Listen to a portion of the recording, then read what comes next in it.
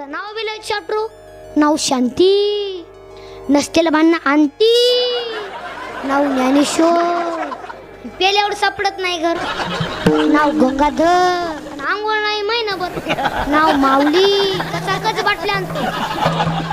आता एका आजीला झाली ना, त्या नातीचं नाव काय ठेवायचं? जनाबाई, मुक्ताबाई, कानूपात्रा, सुंदर जसं नाव ठेवायचं ना.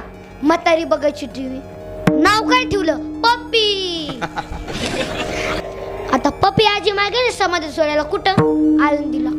तिथं लाखो वार करी, सर्व सुखाची लहरी, ज्ञानाबाई अलंकापुरी.